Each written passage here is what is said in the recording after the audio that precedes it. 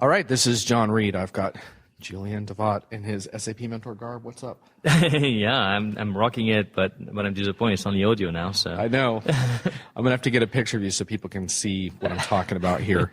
We are at the tail end of SAP Controlling 2015, and there's some very interesting issues going on at this show around predictive and around the future of analytics that are not totally SAP related. So we're going to start with those, and then we're going to dig in a little further to some SAP topics. But I think what's interesting for folks to understand is that controlling in SAP used to be a little more, it was important, but it didn't change a whole lot year to year. And now, with all the emphasis not only on SAP's on S4HANA, but with all the emphasis on predictive and big data and the Internet of Things, this is really becoming a big topic.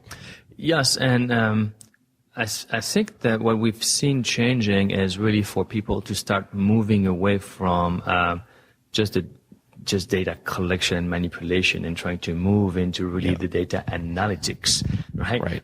So with better tools, they were able now to not just look in the past and in the rearview mirror, but try to look at today and hopefully in the future.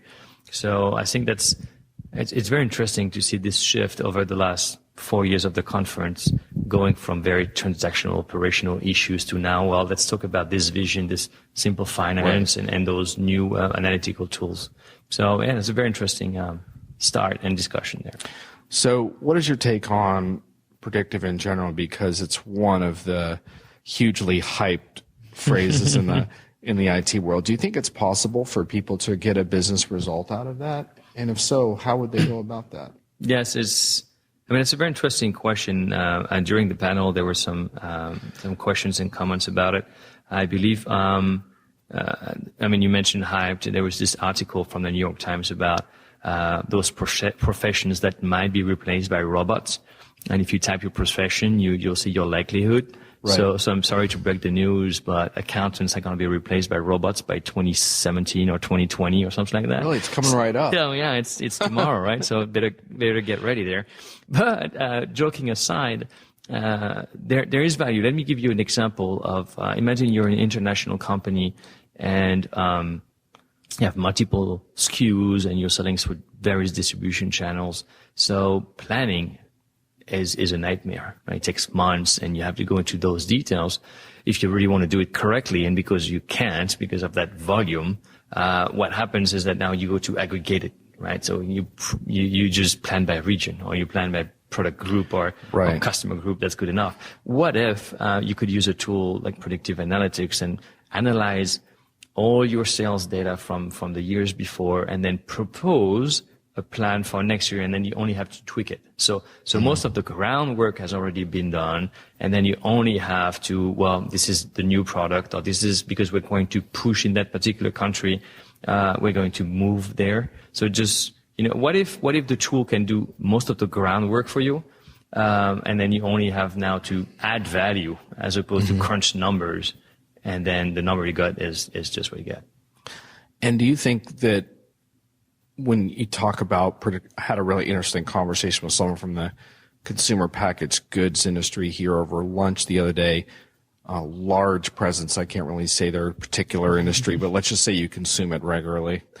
And they were talking about how they have a global supply and demand issues that isn't quite like your example because they need to be making decisions pretty quickly. Right. Things change course for them quickly. And they use some interesting examples. For example, they need to know a lot about Chinese markets and how Chinese markets are fluctuating. It's a big, big area for them.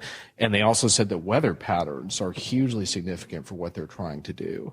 And so are you seeing also that that's part of what may factor in here? We're talking about predictive. Yeah. And I think predictive goes beyond just the data you got. You have to go into big data, even though, the term is a little cheesy sometimes, but and Carsten Hilker from SAP Solution Management was also saying, well, there are some cultural differences between different customers. So if you can include those data, then that would help.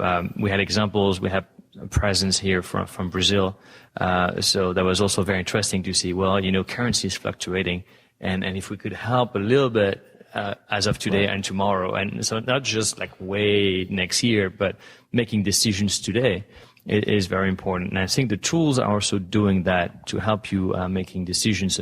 Examples we saw from SAP demonstrations were really having smart systems, I would say, where when you have a problem and not just identifying the problem is the key, but what decisions can you make? And they were also like ranking decisions for like shipment is breaking, what are you going to do? So I think we should be able to use predictive in analytics, but also in operations. And that's really the next step where it makes a lot of sense. We can get value there. Right. And that seems to be the way, when you talked about smart system, that seems to be the way of coping with this deluge of data. Because to be honest with you, a lot of the customers here that I talked with, they seemed like they were still struggling with data overload and quality of data and stuff like that. And when you talk to them about bringing in external sources of data, they're like, oh shit, Yeah. It's like, I've got enough to deal with already. But if they had solutions that help them to surface maybe the problem areas or the exceptions or the things that require human intervention, maybe they'd be more interested. Yes, and I think that the key word in what you said is exception. Let the robot handle the common, right? It's like you receive an invoice and it's exactly the same amount as you expected. Well, why do you need somebody to check it? Right. And then now focus on the exceptions. Why is it that I think somebody was saying, well, electricity consumption doubled. So what happened there? So to manage by exception and then use those external data to then predict or do something about it. The other interesting thing, you referred to the panel, which was a panel that I moderated that you were on modernizing SAP, which took on a bigger dimension. It was really looking at just sort of how companies can be competitive and what stands in the way. And what I was really struck by was about halfway through the panel, one of the people in the audience really asked a question about really more the human side of this. Like basically he started talking about SAP training, but he went much deeper. He was talking about young people entering the workforce without really the right skills and just the struggle to figure out how it is you become, I guess, successful in an enterprise context in such a crazy market where there's so much happening. It's not just configuration anymore, it's analytics, and then back to change management a little bit in the discussion as well, in terms of just managing change being a real big factor. And our keynote speaker, Gary Kokins, yes, he also spoke about change management being a real imperative to a lot of like predictive scenarios. And so what are your thoughts on the human side of this? No, that's very interesting. And we've seen that trend as a consulting company where, the problem is not the system. I mean, we can make a change in a week and then, the solution is there.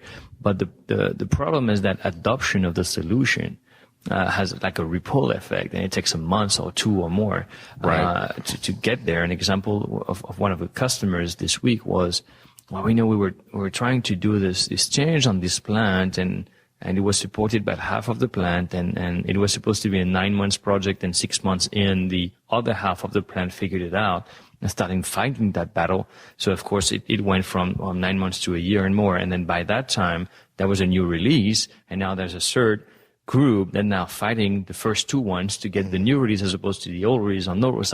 So it's so what we did to solve that, we hired a great expert, actually, with like 20 years experience in Lean Six Sigma and Black Belt and those things, to support our projects, because change management it's much more critical. I think the first key is just getting consensus. If we could just get that, that would be a very good start. Right. So that's the first part of it. And I think the second one you were referring to from that question from the gentleman during the panel was training. Right. And training is changing. It used to be very classroom driven, and it was really, solution driven. You're going to learn this transaction. Yeah. And it's not about the transaction anymore. It's about the process and how all the pieces of the puzzle have to be working together. So there's a growing trend of online trainings first, and they're going to be much smaller and much more focused, and then there will be a lot more functional side as well. Right. Completely tool agnostic. I think this is going to be a very interesting trend. So. When you say change management is becoming much more important, that's interesting to me because I would argue that change management has always been sort of overlooked and crucial to project success. Why do you think it's becoming more important now? Well, I think that companies, maybe they've failed enough. Yeah. Why would you, in the past, when you would put a line on a proposal that says change management, it was kind of fuzzy. Why would you do that? It's right. just so let's get rid of that or make it as cheap as possible. And now they failed enough that, it becomes critical. And if you don't propose it, they will look at you and say, why do you not have it? So okay. I believe it's just a factor of experience and failures, right? So it's the memory of falling off the bike and scraping your knee a bunch of times. Exactly. So maybe you need a helmet. Change management is your enterprise helmet. No, it That's does. the key. It does make sense. I'm glad to hear it because for years there's been data that shows how important training is to product success, and yet training budgets haven't really expanded. But if there's progress on change management front, that's at least one encouraging sign. Yeah, and maybe there's one I'm just thinking about it right now. We also changed a lot from the waterfall pure strategy, right, into more of an agile process. Yeah. So, I'm thinking especially about the reporting side of it, where you gather your requirements, and then 3 months later you get a report that has nothing to do with what you really wanted to do, as opposed to either a service BI or an agile, and then you go into prototyping and you get feedback. So by the end of the project, first the project is supposed to be faster, but imagine it's a 3 months project. You don't just spend 2 weeks on it at the very end of it. You've been touching it for 3 months and preparing and give it feedback. So maybe that's also another benefit of moving to agile. Yeah, I'm struck by that because when you think about agile, like I think agile can be pretty effective in a lot of contexts, but it does actually ask more of the user in some ways. Absolutely, and that's the goal. They have to be in there. Exactly. Yeah. And so that there's a behavior change there, and maybe change management is sort of part of that. Is like, look, you're going to be a lot more involved, which is the good news with, but the bad news is you're going to be a lot more involved. Exactly. Yeah. Well, if you want something you like, you need to be more involved. Yeah. The other interesting thing that came up around this is we had what I call our unconference day today, where we kind of throw things up on a whiteboard to see what people want to talk about. And again, change management and user training really came up strongly. Yeah. And we don't see that as much in past years, and so maybe that validates your point. And in the discussion that we had about it, which you missed because you were doing your rock star presentation in the other room, the same thing came up, which was basically, how do I get my users to embrace the system that we work so hard to build, that we think is really going to serve the company and serve their needs? So we spent a long time talking about that, and I guess it's encouraging because maybe folks are becoming much more aware that just because you configured something properly doesn't make a damn bit of difference if no one's using it. Absolutely. So Kevin Riley, who is now the advocate at the ASOC, was talking about it over lunch. S/4HANA. Exactly, and he was on the job, and the CIO comes in. He was CFO. CIO comes in and said, "How are you going to solve that problem?" And he answered, "Well, of course, he was just 2 weeks on the job, so maybe that was something you can say." And he said, "Well, I'm not going to do it. We are going to do it." And I think that's a complete culture shift now. Now it's not an IT solution. Mm-hmm. It's a business solution, and you need to shift the ownership between just the users. User is not a user; it has to be an owner of the solution. Maybe that's kind of the shift. That makes sense, and I think that's a good stopping point for the first shorter podcast we're doing. So thanks for joining for that. Pleasure.